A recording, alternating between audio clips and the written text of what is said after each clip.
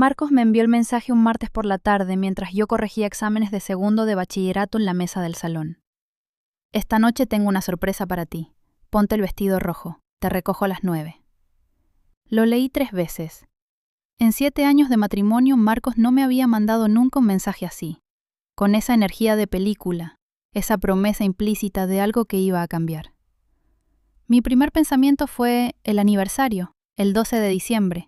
Íbamos a cumplir 7 años casados, y durante los últimos 3, él había llegado a casa con una botella de vino y un beso rápido en la mejilla como quien paga una cuota. Pero ese martes, con 4 días de adelanto, algo en el tono del mensaje me hizo creer que por fin había recordado que yo existía. Me puse el vestido rojo. Era un Zara de 3 temporadas atrás, ceñido en la cintura, con un corte sencillo que a Marcos le había gustado mucho la primera vez que me lo vio puesto en una cena con sus padres en Salamanca. Pasé 20 minutos delante del espejo arreglándome el pelo, algo que no hacía desde hacía meses. Mi amiga Lucía me había dicho en septiembre, tomando café en su cocina de lavapiés, que yo tenía la cara de alguien que ha dejado de esperarse cosas buenas. No le respondí nada. Pero esa noche, mirándome en el espejo del dormitorio, con el vestido rojo puesto y el corazón haciendo algo parecido a la esperanza, pensé que Lucía se había equivocado. Marcos llegó puntual. Tenía corbata, cosa que no ocurría desde la última junta de accionistas de su empresa, y llevaba el pelo peinado hacia atrás con ese gel que olía a madera y mandarina y que yo le había regalado el cumpleaños anterior. Me miró de arriba abajo cuando abrí la puerta y dijo: «Estás guapa», con una naturalidad que me resultó rara, casi demasiado tranquila, para ser la voz de alguien nervioso por lo que iba a hacer. Pero yo quería creerle. Llevaba meses queriendo creerle en cosas pequeñas. El restaurante se llamaba Casa Rodrigo, en la calle Velázquez, en pleno barrio de Salamanca. No era el tipo de sitio al que Marcos y yo íbamos solos. Era el tipo de sitio al que iba con clientes, con inversores, con Valentina Arroyo, cuando necesitaban cerrar algo en un entorno que impresionara. Yo lo sabía porque él me lo había mencionado de pasada, 2 o 3 veces en el último año, siempre en el contexto de: «Esta semana hemos cenado en Rodrigo, ya sabes, lo de siempre». Como si yo supiera exactamente lo de siempre, aunque nadie me hubiera invitado nunca. Cuando entramos, vi que había reservado en el salón principal, no en una mesa discreta junto a la ventana, sino en el centro del espacio, rodeados de mesas ocupadas por gente bien vestida que hablaba en voz baja con ese tono de las personas que están acostumbradas a que los sitios caros les parezcan normales. Me senté. Un camarero nos trajo la carta sin preguntar si queríamos algo para empezar. Marcos pidió una botella de Vega Sicilia sin consultarme, cosa que en otro momento me habría parecido un gesto romántico y que esa noche me generó una pequeña incomodidad que no supe nombrar del todo. Conversamos, o intentamos conversar. Él hablaba de la empresa del trimestre que había cerrado mejor de lo esperado, del proyecto de expansión que Valentina llevaba meses impulsando y que según él iba a cambiar la escala de Novatec por completo. Yo hablé del instituto de un alumno con dificultades que me preocupaba, de que habíamos quedado con mis padres en Navidad en Burgos. Marcos asintió a todo con esa mirada de quien escucha pero está pensando en otra cosa. Fue entonces cuando empecé a notar que algo no encajaba. A las 10:15, cuando el restaurante estaba lleno y el murmullo de las conversaciones llenaba el salón con esa densidad cálida de las noches de diciembre, vi llegar por la puerta a 3 personas que reconocí. Diego Fuentes, el director de operaciones de Novatec; Pilar Mendoza, la responsable de comunicación; y después, con esa seguridad de quien entra en cualquier sitio como si lo hubiera reservado él mismo, Carlos Vidal, el presidente del Consejo de Administración. Los 3 se sentaron en la mesa que había justo detrás de la nuestra, que yo había creído vacía por reserva. Marcos no se giró. Siguió hablando de algo relacionado con un contrato en Lisboa, pero noté que su pierna dejó de moverse bajo la mesa. ¿Son compañeros tuyos?, le pregunté señalando con la cabeza hacia la mesa de detrás. Sí, dijo él, y bebió un sorbo de vino sin añadir nada más. En los 20 minutos siguientes llegaron otras mesas más. Al final conté 12 mesas ocupadas por personas que conocía, de fotos de menciones en conversaciones de Marcos, de algún evento al que yo había acompañado como la mujer de Marcos durante los primeros años. 60 personas, quizás más. La cena de Navidad de Novatec. Yo estaba sentada en el centro de la cena de empresa de mi marido, sin que nadie me lo hubiera dicho. La última en llegar fue Valentina Arroyo. Entró con un vestido negro de escote pronunciado, el pelo oscuro recogido en un moño bajo, y esa forma de caminar que tienen las personas que saben que las miran y han decidido dejar que las miren. Saludó a 3 o 4 personas antes de sentarse, cada saludo breve y preciso, como el de alguien con agenda propia dentro de cada habitación en la que entra. Cuando pasó junto a nuestra mesa, Marcos se puso de pie, no para presentarme, para recibirla. Valentina, ya sabes quién es Elena.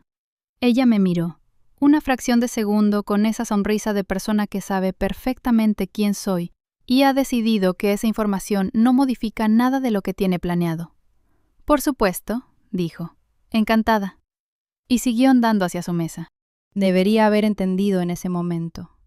Pero uno no entiende las cosas cuando las tiene delante si lleva años entrenándose para no ver lo que duele. Seguí cenando. Comí el chuletón que había pedido, sin saber muy bien cuándo lo habían traído. Bebí más vino del que debería. Y cuando el camarero retiró los platos del segundo y la conversación en el salón empezó a subir de volumen, con esa energía de las sobremesas largas, Marcos se limpió la boca con la servilleta, apoyó las manos en la mesa y dijo: «Ahora vuelvo un momento». Bueno, no que contalíamos viallor, lo que mejo, bien berber de los perotación. Ahora vuelvo un momento. Se levantó, fue hacia el centro del salón. El camarero que había estado pendiente de nuestra mesa desde el principio de la noche de repente apareció junto a Valentina con algo en las manos. Vi a Diego Fuentes sacar el teléfono. Vi a Pilar Mendoza sonreír de esa manera que tiene la gente cuando está a punto de aplaudir algo que ya sabía que iba a pasar. Y entonces la música cambió. Alguien había conectado algo al sistema de audio del restaurante, y sonó bajito al principio, y luego más fuerte. Chick to Chick, de Fred Astaire. La canción favorita de Valentina. Yo lo sabía porque Marcos me la había puesto una noche hace 2 años, y me había dicho: «Es la canción de ambiente de las reuniones de Valentina, ¿verdad que es bonita?». Marcos se arrodilló en el centro del salón. Abrió la caja. El anillo era de platino con un solitario que desde donde yo estaba parecía de al menos 2 quilates. Habló, pero yo no escuché las palabras, porque en ese momento el sonido del salón se volvió algo extraño y lejano, como cuando uno se mete bajo el agua y los ruidos del mundo de arriba llegan amortiguados y sin filo. Vi a Valentina llevarse la mano a la boca. Vi que decía que sí con la cabeza antes de que Marcos terminara de hablar. Vi los 60 pares de manos aplaudir. Nadie me miró. Alcé la copa de Rioja.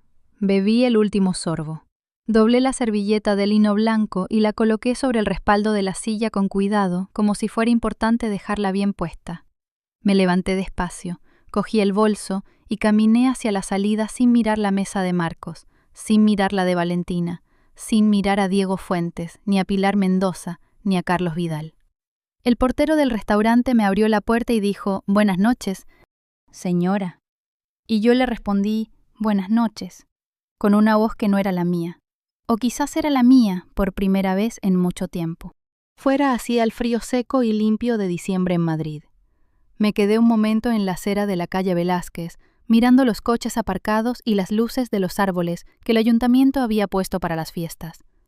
No pensé en Marcos. No pensé en Valentina. Pensé en mi padre en una conversación de hace 12 años, cuando yo tenía 23, y él me dijo, sentados en su despacho de Burgos, rodeados de carpetas de colores: «Elena, este dinero va a estar ahí cuando lo necesites. No hace falta que lo cuentes, no hace falta que lo gestiones, solo tienes que saber que existe». Paré un taxi. Durante el trayecto de vuelta al piso de Chamberí donde Marcos y yo llevábamos 4 años viviendo, no lloré. Miré por la ventanilla los puentes iluminados sobre el Manzanares y pensé en lo que mi padre me había dejado en el despacho aquella tarde, un sobre con documentos que yo había metido en el cajón inferior de mi mesita de noche y que había abierto exactamente una vez el día que me los dio para leer el nombre del fondo y guardarlo. Inversiones Salazar y Asociados. Yo era la beneficiaria directa. Las acciones, me había dicho él, eran de una empresa tecnológica pequeña en Madrid en la que había invertido cuando aún era pequeña. Un 18%. No mucho, había dicho mi padre, pero suficiente para que cuente. A las 23:47 el teléfono vibró. Rodrigo Salcedo, el abogado de la familia. «Elena, cuando quieras hablamos. Tengo los documentos preparados». Lo miré. Y por primera vez entendí que él lo sabía. Que llevaba tiempo esperando que yo llamara. Entré en el piso a las 11:15. Encendí la luz del salón. Me quité los zapatos de tacón junto a la puerta y me quedé un momento de pie sobre la tarima de madera fría, mirando el espacio en el que llevaba 4 años viviendo. La taza de Marcos seguía en el fregadero sin lavar. Su chaqueta de los lunes estaba colgada en la silla del comedor como siempre, porque nunca la llevaba al armario. Había 2 novelas mías apiladas en la mesita del sofá que él nunca había preguntado si eran buenas. El piso olía a hogar, que es el olor más engañoso que existe, porque no distingue entre los hogares felices y los que simplemente han durado. Fui al dormitorio. Me cambié el vestido rojo por un chándal de algodón con calma como si fuera un martes cualquiera, y no el martes en que mi marido se había arrodillado ante otra mujer en un restaurante lleno de testigos. Luego fui a la cocina y puse el agua a hervir para hacerme un té.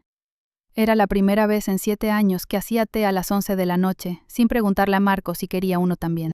Cuando el agua hirvió, no hice el té. Apagué el fuego, fui al dormitorio, me arrodillé junto a la mesita de noche y abrí el cajón inferior. Estaba todo como lo había dejado. La caja de cartón con el sobre marrón que mi padre me había dado 12 años atrás, debajo de un libro de Javier Marías que nunca había terminado, y de la tarjeta del dentista de 2019.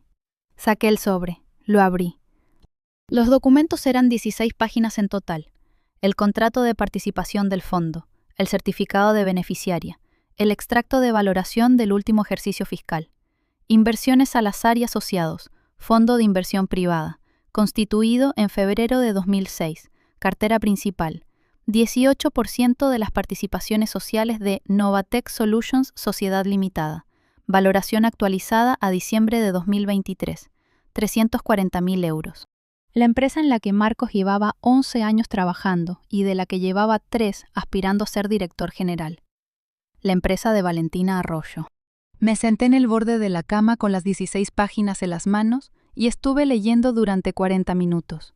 No porque no entendiera lo que ponía, sino porque necesitaba leerlo todo, cada cláusula, cada referencia al registro mercantil, cada número de identificación fiscal, para asegurarme de que lo que veía era real y no una coincidencia de nombres. Pero no era una coincidencia. Novatech Solutions Sociedad Limitada, CIFB-843-17620, domicilio social en la calle Príncipe de Vergara 112, Madrid. La misma dirección que aparecía en los contratos que Marcos dejaba sobre la mesa del estudio cuando trabajaba en casa. Mi padre lo sabía, Rodrigo Salcedo lo sabía. Y yo lo había sabido también de alguna manera desde el primer día en que Marcos me mencionó el nombre de la empresa donde trabajaba, aunque en ese momento no lo conecté, porque no tenía motivo para conectarlo. Habíamos empezado a salir 2 años después de que mi padre hiciera la inversión. Marcos entró a trabajar en Novatech cuando era una empresa de 12 personas en un coworking de Chueca. Yo era profesora de instituto. Nadie preguntó. Nadie comparó. Nadie conectó los puntos. Me levanté. Fui al estudio donde Marcos guardaba sus cosas de trabajo y abrí el cajón de los documentos. Tardé 4 minutos en encontrar lo que buscaba. El borrador del contrato de reorganización de la cúpula directiva que Valentina había circulado en octubre para su aprobación formal en enero. Marcos lo había mencionado en casa como el paso definitivo, lo que cambia todo, la razón por la que estos últimos 3 años han valido la pena. El contrato contemplaba la creación de la figura de director general ejecutivo, con una retribución variable que incluía un bono extraordinario de 85.000 euros anuales y una opción de compra preferente sobre un 6% adicional de participaciones a precio de emisión. El cargo: Marcos Herrera García. La fecha de entrada en vigor sujeta a aprobación del Consejo. Y ratificación de los socios con más del 15% de participación el 15 de enero de 2025. El 15 de enero, 5 semanas desde esa noche. La aprobación de los socios con más del 15% de participación. Yo tenía el 18%. Volví al salón, me senté en el sofá, cogí el teléfono y llamé a Rodrigo Salcedo. Eran las 00:23. Descolgó al segundo tono. ¿Elena?, dijo con esa voz tranquila que tienen los abogados que han esperado una llamada durante mucho tiempo. Sabía que ibas a llamar esta noche. ¿Cuánto tiempo llevas sabiendo lo de la empresa?, pregunté. Desde el principio, dijo. Tu padre me pidió que te dejara descubrirlo sola cuando lo necesitaras. Decía que si te lo explicaba antes de que tuvieras un motivo para escucharlo, no lo ibas a entender del todo. Me quedé callado un momento. Al fondo escuché el sonido de papeles moviéndose. Rodrigo siempre trabajaba tarde. ¿Qué necesito hacer?, pregunté. En primer lugar, dijo Rodrigo, necesito que me confirmes que quieres ejercer tus derechos como socia. No tienes que hacer nada dramático esta noche, pero sí necesito que me digas que estás dentro. Estoy dentro, dije. Bien, escuché que encendía el ordenador. Entonces, mañana por la mañana voy a solicitar la convocatoria de una junta extraordinaria de socios. Tenemos derecho a pedirla con 48 horas de antelación dado el carácter urgente. El motivo, revisión de los términos del contrato de nombramiento del director general ejecutivo, antes de su ratificación formal. ¿Tienen que venir todos? Tienen que estar presentes o representados los socios que sumen más del 50% de las participaciones. Carlos Vidal tiene el 34%, tú tienes el 18%, con eso hay quórum. ¿Marcos tiene que venir? Marcos no es socio, es empleado, no tiene derecho de asistencia a la junta. Eso me lo quedé guardando un momento. Marcos llevaba 3 años hablando de esa empresa como si fuera suya, en todos los sentidos excepto el que importaba el papel. Una cosa más, Rodrigo, dije antes de colgar. Necesito un abogado de familia, no para esta noche, pero pronto. Tengo a alguien para ti, dijo sin vacilar. Se llama Ana Ferreiro, es la mejor de Madrid en separaciones de bienes. Te mando su número ahora. Colgué. Me quedé en el sofá sin moverme durante 15 minutos. Marcos no había llamado, no había mandado ningún mensaje. Supuse que seguía en el restaurante celebrando con Valentina y con 60 testigos lo que él debía de llamar el inicio de su nueva vida. Me pregunté cuándo había pensado contármelo, si tenía un plan o simplemente había asumido que yo como siempre esperaría a que él decidiera el ritmo de las cosas. La rabia que debería haber llegado no llegó. En su lugar hubo algo más frío y más preciso, algo que se parecía mucho a la claridad. Fui a la cocina, puse el agua a hervir por segunda vez y esta vez sí me hice el té. Manzanilla en la taza azul que me había regalado mi madre cuando empecé a vivir sola en Madrid. Me lo tomé de pie junto a la ventana, mirando las luces de los edificios de Chamberí en la noche fría. Y pensé en mi padre en su despacho de Burgos, 12 años atrás, diciendo, suficiente para que cuente. No había entendido lo que contaba hasta esa noche. Ahora sí. A la 1:15 escuché la llave en la cerradura. Marcos entró con esa energía de quien viene de algo grande, de quien ha dado el paso que llevaba tiempo calculando y ahora camina con el peso del que ya no tiene nada pendiente. Dejó las llaves en el cuenco de la entrada. Encendió la luz del pasillo. Me vio en el salón de pie junto a la ventana con la taza en la mano. Elena, dijo mi nombre con una voz que no era culpable ni orgullosa. Era la voz de alguien que tiene el discurso preparado. Tenemos que hablar. Lo sé, dije. Se sentó en el sofá. Yo no me moví de la ventana. Me contó lo que ya sabía, que llevaba 2 años con Valentina, que lo nuestro había terminado antes de empezar, según él, que había intentado encontrar el momento y nunca lo había encontrado, que ella le completaba de maneras que yo nunca habría podido completarle, porque teníamos visiones de vida demasiado distintas. Habló durante 8 minutos sin parar. Fue articulado, fue ordenado, y fue completamente incapaz de mirarme a los ojos más de 3 segundos seguidos. Cuando terminó me preguntó si tenía algo que decir. Sí, dije. Mañana a las 10 hay una junta extraordinaria de socios en Novatec. Rodrigo Salcedo te mandará la notificación formal esta noche. No tienes que venir, no eres socio, pero deberías saberlo. Marcos me miró con una expresión que tardé un segundo en identificar. Era la cara de alguien que acaba de darse cuenta de que la habitación en la que creía estar no tiene las paredes donde él pensaba. ¿Qué junta?, dijo. ¿De qué estás hablando? Dejé la taza en la mesa. Buenas noches, Marcos, dije y fui al dormitorio. Cerré la puerta con llave por primera vez en 7 años. Él estuvo llamando a la puerta durante 10 minutos. Yo no respondí. A las 2 de la mañana escuché que cogía las llaves del cuenco de la entrada y salía del piso. No volví a verle en ese domicilio. La junta tuvo lugar el jueves por la tarde, no el miércoles por la mañana. Rodrigo necesitó un día más para reunir toda la documentación y para que el notario que iba a levantar acta pudiera ajustar su agenda. Esas 48 horas fueron las más extrañas de mi vida reciente, no por el dolor, sino por la ausencia de él. Dormí bien las 2 noches. Corregí los exámenes que tenía pendientes. Llamé a mi madre el miércoles por la tarde y le dije que Marcos y yo nos habíamos separado, sin detalles. Y ella guardó silencio 3 segundos exactos. Y luego dijo: ¿Estás bien? Y yo dije: sí. Y lo decía en serio. Eso también era nuevo. Marcos intentó llamarme 4 veces el miércoles. No cogí ninguna. El miércoles por la noche me mandó un mensaje que decía: Elena, no sé qué estás haciendo, pero te pido que hablemos antes de que hagas nada. Lo que pasó el martes merece una conversación, no una guerra. Lo leí. Lo guardé en una carpeta de capturas de pantalla que Rodrigo me había pedido que abriera para documentar cualquier contacto. No respondí. Ana Ferreiro, la abogada de familia que Rodrigo me había recomendado, fue a verme el miércoles por la mañana al piso. Tenía unos 50 años, el pelo corto y gris, y una manera de hablar que era exactamente lo contrario de reconfortante. Era precisa.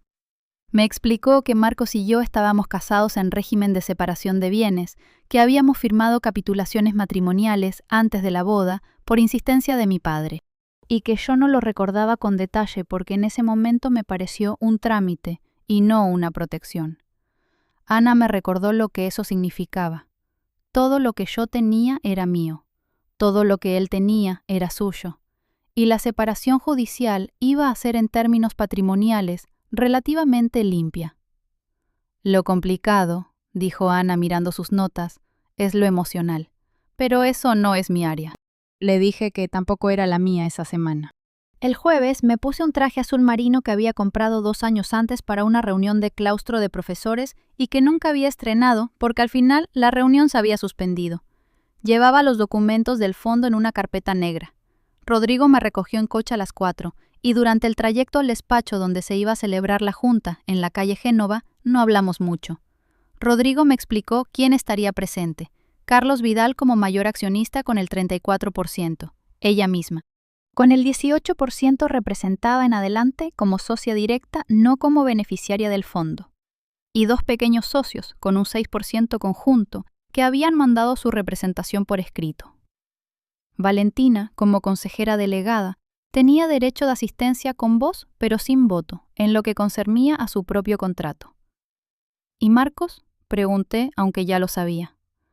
Marcos no pinta aquí, dijo Rodrigo. El despacho era una sala de reuniones con mesas de madera oscura y una ventana que daba a la calle. Llegamos antes. Rodrigo colocó los documentos. El notario ya estaba sentado en un extremo de la mesa con su portátil abierto. Carlos Vidal llegó a las 5:10 con traje gris y una expresión que no era de sorpresa, sino de precaución, como la de alguien que ha recibido una notificación que no esperaba, pero no es la primera vez que le ocurre algo así. Me saludó con apretón de manos. Cortés y medido. «Señora Salazar», dijo. Me llamó por mi apellido de soltera, que era el que figuraba en los documentos del fondo. No sabía que usted fuera la beneficiaria de Inversiones Salazar. La mayoría de la gente no lo sabe, dije. Valentina llegó a las 5 en punto. Entró con ese paso que yo ya conocía del martes, esa seguridad de quien no ha aprendido a anticipar que una habitación pueda contener algo que la sorprenda. Llevaba un traje pantalón gris perla, el mismo moño bajo y el anillo de platino en la mano izquierda. Tardó 2 segundos en procesar lo que veía. Yo, sentada al otro lado de la mesa, con la carpeta negra abierta delante con el nombre Inversiones Salazar y Asociados, visible desde donde ella estaba. Se detuvo. No fue un tropiezo, no fue una pausa dramática. Fue el milisegundo exacto en que el cerebro recibe información que no cuadra con el modelo que tenía del mundo. Rodrigo se puso de pie para señalarle su silla. Valentina se sentó. Me miró.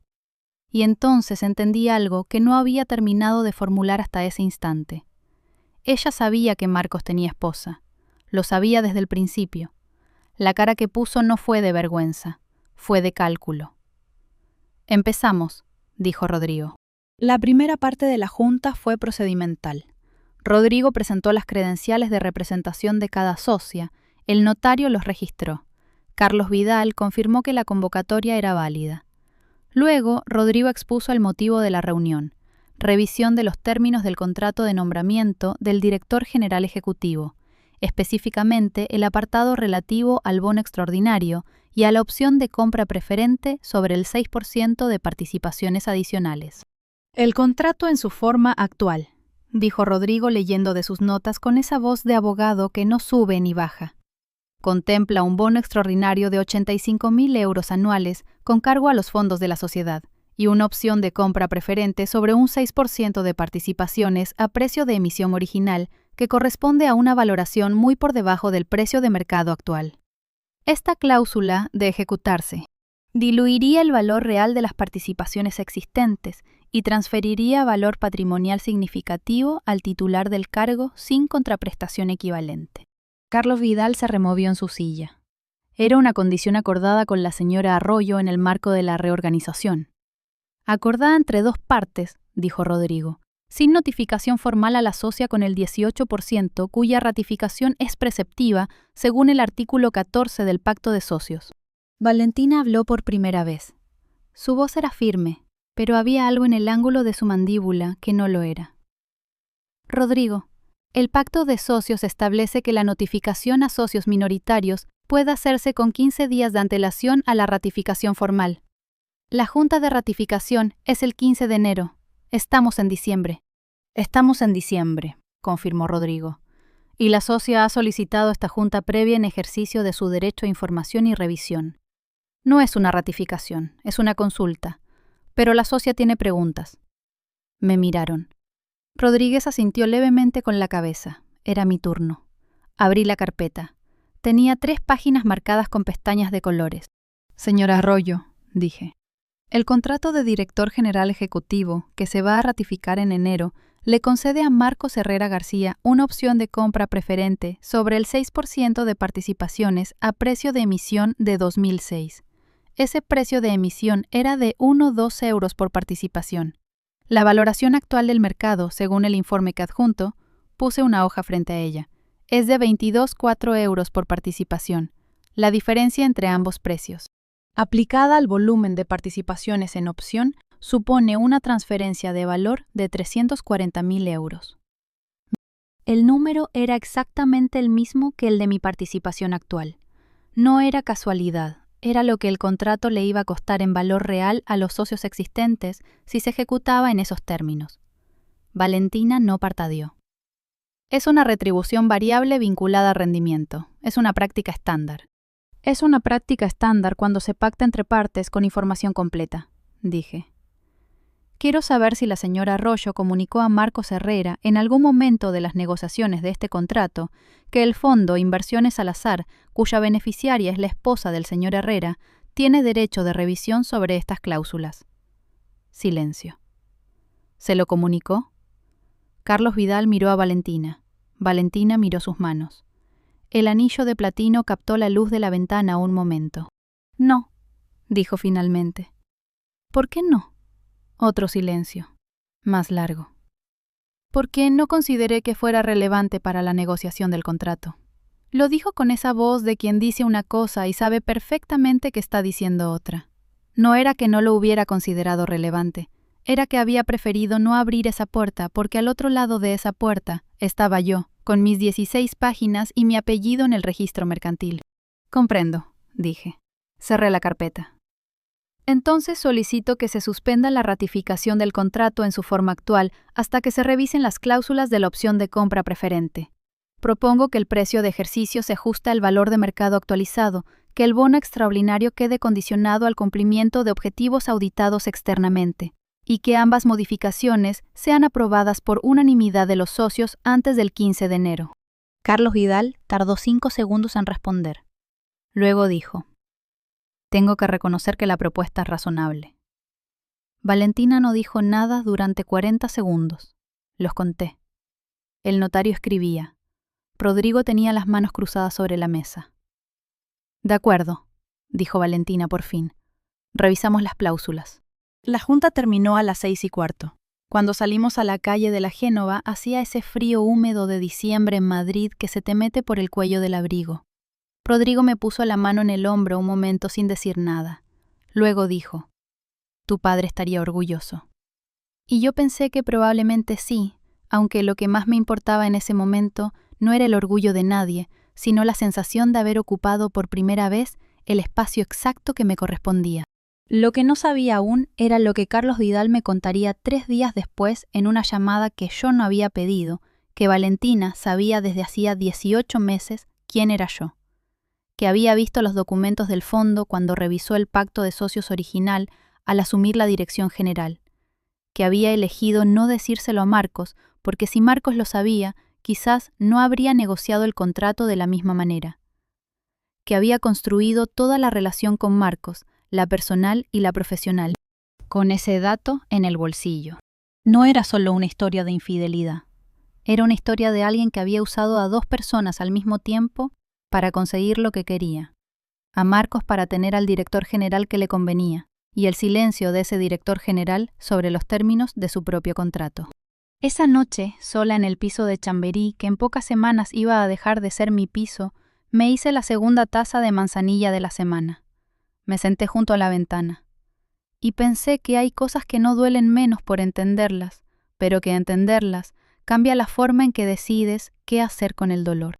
Las 2 semanas siguientes fueron, en términos prácticos, las más ocupadas de mi vida.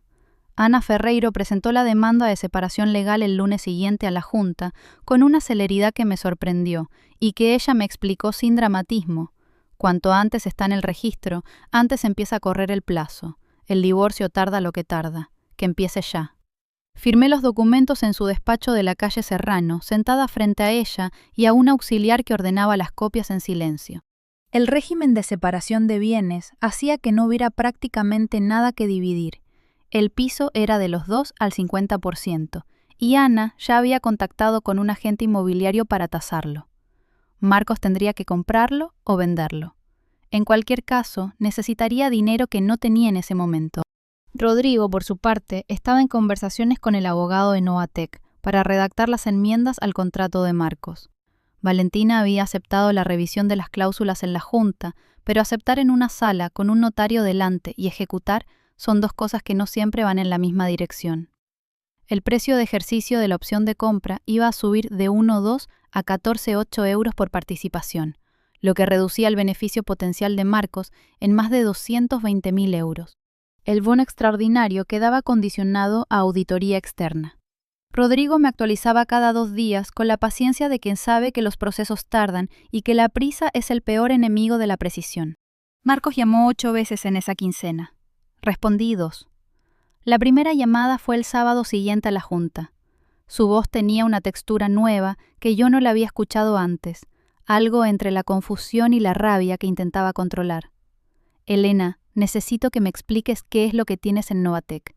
He llamado a Valentina y me ha dicho que no puede hablar del tema por el momento. He llamado a Carlos Vidal y me ha dicho lo mismo. ¿Qué está pasando? Lo que está pasando, le dije, es que soy socia de Novatec desde hace 16 años. Tengo el 18% de las participaciones a través del fondo de mi padre. El contrato que ibas a firmar en enero tenía cláusulas que afectaban al valor de esas participaciones y he pedido que se revisen. Silencio al otro lado. Uno largo. ¿Por qué no me lo dijiste nunca? Su voz había perdido el control que intentaba mantener.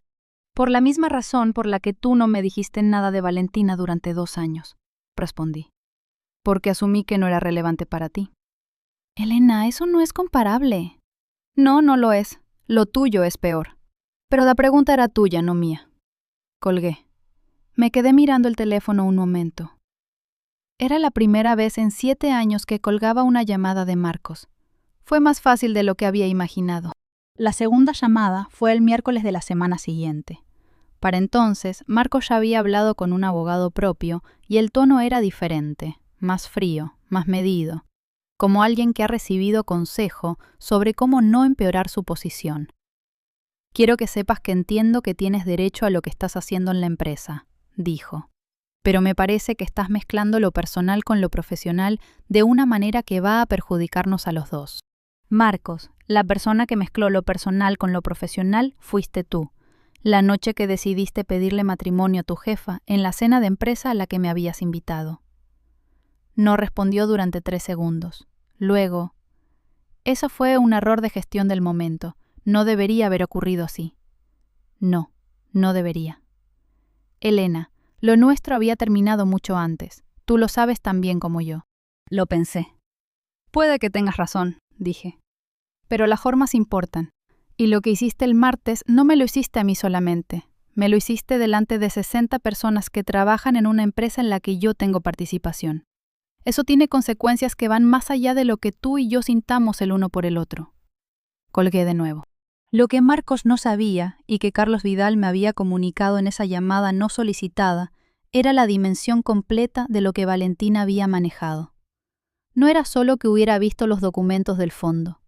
Era que en la reunión de socios del año anterior, cuando se había aprobado el plan estratégico de expansión que requería la incorporación de un director general, Valentina había presentado a Marcos Herrera como candidato único, sin mencionar que tenía una relación personal con él. Y Carlos Vidal, que sí lo sabía, había callado porque Marcos era competente y la expansión era necesaria, y en ese momento la comodidad del consejo pesó más que el rigor del proceso. Cuando Rodrigo me lo explicó con sus palabras ordenadas y su carpeta de documentos me preguntó si quería elevar la situación a una denuncia formal ante la Comisión Nacional del Mercado de Valores por posible conflicto de interés no declarado. Era una opción. Era una opción con consecuencias para muchas personas, incluidas algunas que no habían hecho nada malo, y con un coste procesal y temporal que yo tendría que valorar. Le dije que lo pensara durante 24 horas. En esas 24 horas pasaron dos cosas. La primera, Valentina me llamó directamente, no a través de su abogado, no a través de Rodrigo, a mi número personal que nunca le había dado, pero que no es difícil de encontrar si uno tiene los recursos de una directora general de empresa mediana. Señora Salazar, dijo, me gustaría hablar con usted, en persona si es posible. Puede llamarme Elena, dije, y puede hablar conmigo ahora. Pausa. Preferiría en persona. Valentina no creo que vaya a decirme nada en persona que no pueda decirme por teléfono. ¿Qué quiere? Otro silencio. Luego, con una voz que era la primera voz de esa semana que sonaba a algo real en lugar de a estrategia. Quiero que sepa que lo que pasé con Marcos no fue calculado desde el principio. Lo de la relación quiero decir. Lo del fondo sí. Supe desde que llegué a Novatec que Inversiones Salazar era la socia minoritaria. Debería haberlo gestionado de otra manera. No lo hice. ¿Por qué me lo dice ahora? Porque usted va a decidir si esto se convierte en algo más grande o no. Y prefiero que tome esa decisión con información completa. Me quedé callada. ¿Marcos sabe que me está llamando? Marcos ya no forma parte de mis decisiones estratégicas, dijo. Y en esa frase había algo que era casi triste, aunque no exactamente. Le agradezco la llamada, dije. Le diré a mi abogado que hable con el suyo. La segunda cosa que pasó en esas 24 horas fue que mi padre llamó desde Burgos. Llevaba 2 semanas sin llamar, que en él era señal de que estaba esperando a que yo diera el primer paso. Cuando escuché su voz, sentí algo que no supe nombrar del todo, algo que estaba entre el enfado y el alivio y la gratitud mezclados en una proporción que no conocía. Papá, dije, ¿por qué nunca me dijiste que la empresa era la de Marcos?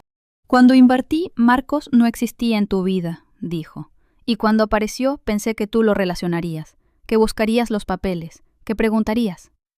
No lo hice. No, dijo, pero lo has hecho ahora. Eso no era una respuesta satisfactoria. Se lo dije. Me respondió que tenía razón, que debería habérselo dicho y que llevaba 7 años diciéndoselo a sí mismo. No peleé. No había energía para eso y no era el momento. Pero le dije que después de que todo esto terminara íbamos a tener una conversación larga y que iba a necesitar que él estuviera presente de verdad en esa conversación, no como el hombre que gestiona las cosas desde lejos. Lo sé, dijo. Estaré. Le creí. Esa noche Marcos fue al piso. Yo estaba terminando de cenar cuando escuché la llave en la cerradura. Había olvidado pedirle que me la devolviera, y eso era un error mío. Entró en el salón, me vio en la mesa con el plato a medias y se quedó parado en la puerta del pasillo, como alguien que no sabe si ha llegado a tiempo o demasiado tarde. ¿Podemos hablar?, preguntó. ¿De qué parte?, dije. ¿De la empresa o de nosotros? De nosotros. Dejé los cubiertos sobre el plato. Siéntate. Se sentó al otro lado de la mesa. Tenía una expresión que yo no le había visto en mucho tiempo, quizás nunca. Algo sin calcular, algo que no había pasado por el filtro habitual de ¿cómo me hace quedar esto?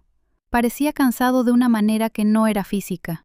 Elena, sé que no hay justificación para cómo ocurrió. Lo del martes fue brutal y lo sé. Pero necesito que entiendas que Valentina y yo llevamos 2 años construyendo algo que para mí es real y que lo nuestro se paró. Lo nuestro llevaba muerto mucho tiempo. ¿Cuánto tiempo?, pregunté. 3 años, quizás 4, desde que perdimos el bebé. No esperaba eso. No esperaba que nombrara eso. Hace 4 años habíamos perdido un embarazo en el 5.º mes. Había sido devastador de una manera que los dos habíamos manejado solos, sin hablar del todo, sin ayuda real, con esa incapacidad de las parejas que se han acostumbrado a funcionar en paralelo para encontrarse en el dolor compartido. No habíamos vuelto a intentarlo, no habíamos hablado de ello. Habíamos pasado página con la eficiencia de 2 personas que no saben cómo no pasar página. Tienes razón, dije. Lo nuestro se rompió entonces. Pero tú también te fuiste entonces, Marcos. No me dejaste. Te fuiste. Y en lugar de decirme que te habías ido, seguiste aquí durante 3 años más, como si todo estuviera bien. Lo sé. Eso es lo que no te perdono. No a Valentina, no el anillo. Eso. Que me dejaras creer que lo que teníamos era suficiente, cuando tú ya habías decidido que no lo era. Se quedó callado durante un tiempo que no me di. Luego dijo, ¿qué vas a hacer con la empresa? Mi abogado hablará con el tuyo sobre el contrato. Las cláusulas van a cambiar. El puesto de director general sigue siendo tuyo si Valentina lo decide y si el consejo lo ratifica. Eso no es mi decisión. ¿Y la denuncia ante la CNMV? Lo miré. He decidido no presentarla. Vi algo parecido al alivio en su cara. Gracias. No lo hago por ti, Marcos. Lo hago porque no quiero que el siguiente año de mi vida lo defina un proceso judicial. Tengo otras cosas que hacer. Se levantó. Fue hacia la puerta. Se paró en el umbral del pasillo y se giró. ¿Vas a quedarte en el piso? No, lo ponemos a la venta. Asintió. ¿Y tú? Yo me busco otro sitio. Abrió la puerta de la calle. Antes de salir se giró una última vez con esa luz del pasillo, cayendo sobre él de una manera que lo hacía parecer más pequeño de lo que era, o quizás simplemente más real. ¿Estarás bien? La pregunta llegó demasiado tarde para ser lo que debería haber sido, y demasiado pronto para ser solo cortesía. Sí, dije. Cerró la puerta. Escuché sus pasos alejarse por el pasillo del edificio. Luego el ascensor. Luego nada. Me quedé sentada en la mesa con el plato frío delante, mirando el espacio donde él había estado sentado, y pensé que hay conversaciones que llegan 7 años tarde, y que aún así, cuando llegan, son necesarias. No porque cambien algo, sino porque cierran lo que de otro modo seguiría abierto para siempre. Recogí el plato, friegué, apagué las luces del salón, y antes de acostarme abrí el ordenador y mandé un correo a Ana Ferreiro con 4 palabras. Seguimos adelante. Gracias, Elena. El proceso de divorcio tardó 4 meses. No fue rápido, pero tampoco fue la guerra de desgaste que a veces uno imagina cuando piensa en estas cosas desde lejos. Ana Ferreiro era exactamente la abogada que necesitaba, sin dramatismo, sin juicios, con una eficiencia que al principio me resultó fría y que fui aprendiendo a reconocer como una forma de respeto. No me trataba como a una víctima, me trataba como a alguien que tenía que tomar decisiones, y eso era exactamente lo que era. El piso salió al mercado en febrero. Lo vendimos en 6 semanas por un precio algo por encima de la tasación inicial, gracias a que el barrio de Chamberí llevaba 2 años con demanda alta, y el agente inmobiliario que contrató a Ana sabía lo que hacía. La mitad del importe fue a Marcos, la mitad a mí. Con mi parte cubrí el depósito de un piso en alquiler en Malasaña. Un segundo izquierda con las paredes de ladrillo visto y una ventana en la cocina que daba a un patio interior donde los vecinos tenían plantas. No era grande, era completamente mío. Lucía me ayudó a mudarse un sábado de marzo con su furgoneta prestada y 2 amigos suyos que no me preguntaron nada porque Lucía les había avisado de que no preguntaran. Tardamos 4 horas en subir todo lo que había decidido quedarme, que era menos de lo que imaginaba. Hay una claridad en los momentos de ruptura que no existe en los momentos de normalidad. De repente sabes exactamente qué es tuyo y qué simplemente ocupa espacio. Esa noche Lucía y yo abrimos una botella de albariño en el suelo del salón vacío, sin muebles todavía, sentadas contra la pared, con los vasos apoyados en las rodillas. «¿Cómo estás?», me preguntó con la sencillez de quien lleva 20 años siendo tu amiga y no necesita rodeos. «Extrañamente bien», dije. Y lo decía en serio, aunque sabía que extrañamente bien no significaba que no hubiera noches difíciles, noches en que el silencio del piso nuevo tenía una textura distinta al silencio al que estaba acostumbrada, y en que echaba de menos, no a Marcos exactamente, sino la idea de no estar sola, que él había representado durante tanto tiempo. Esas noches existían. Las dejé existir sin llamarlas fracaso. En enero, antes de que el proceso de divorcio estuviera formalizado, hubo una última reunión en Novatec.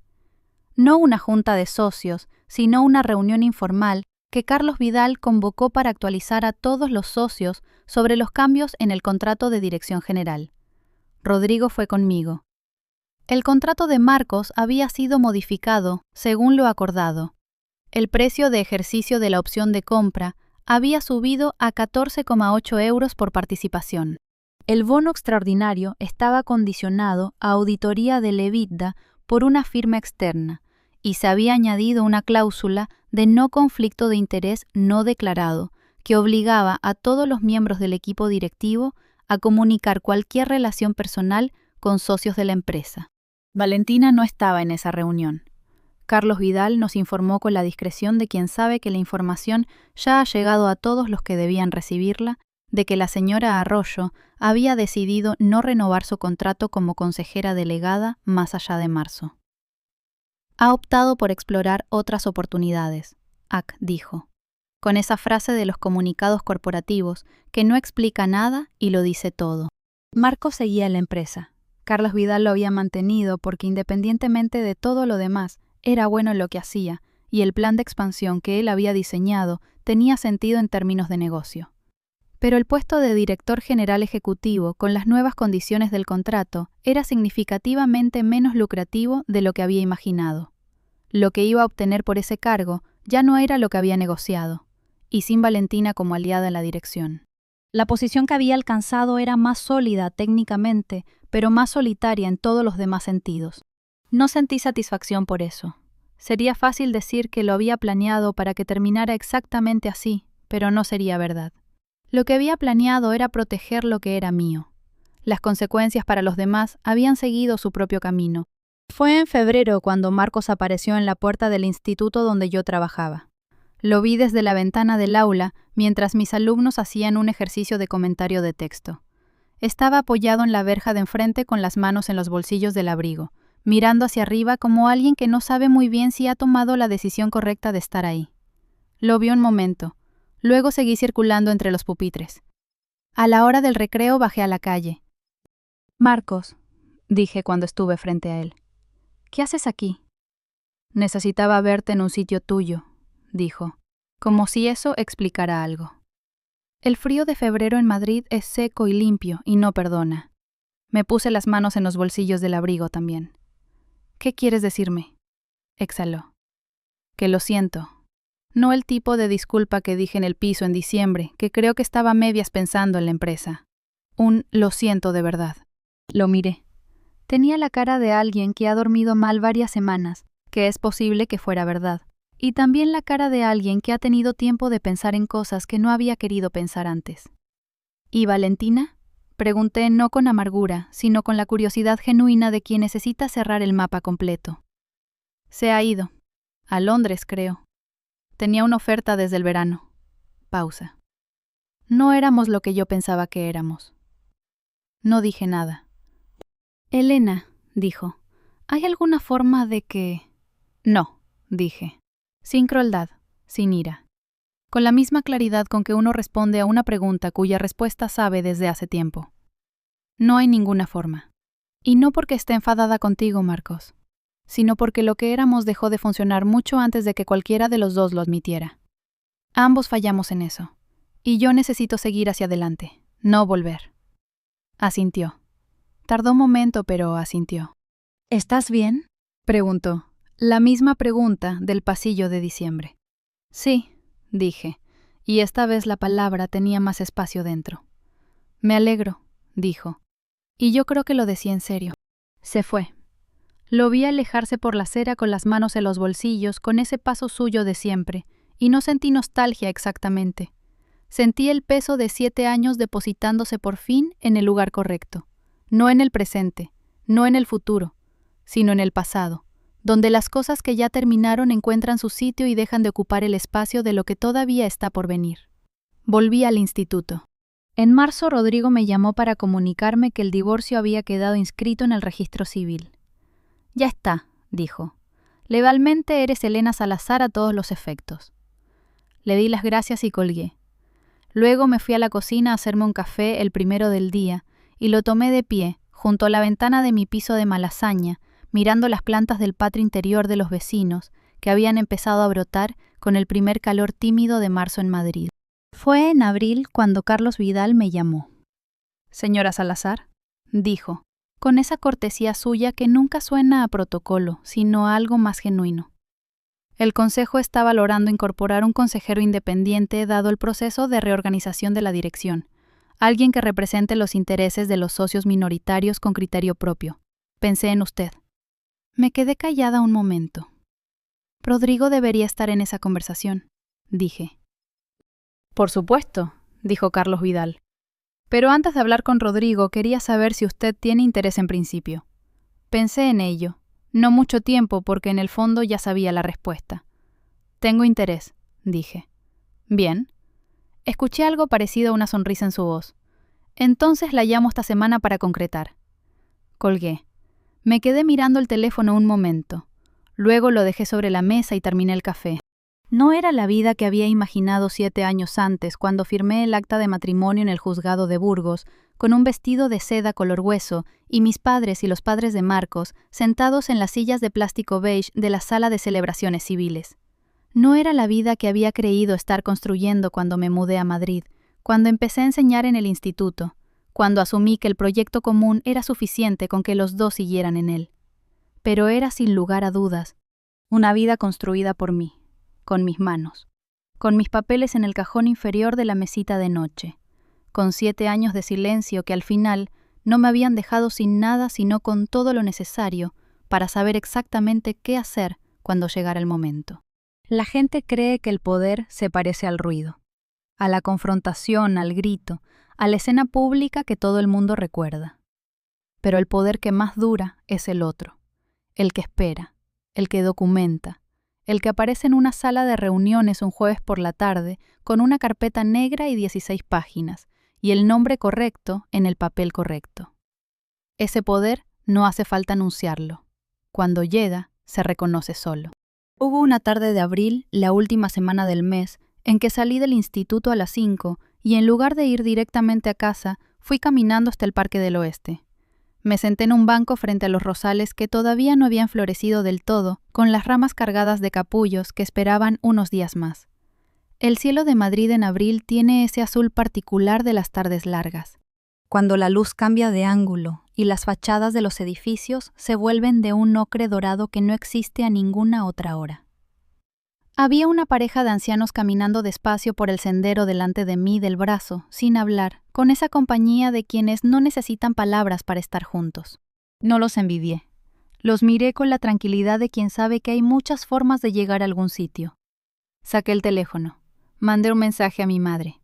«Mamá, ¿podéis venir a Madrid este fin de semana? Quiero enseñaros el piso nuevo». Respondió en 3 minutos. «Allí estaremos.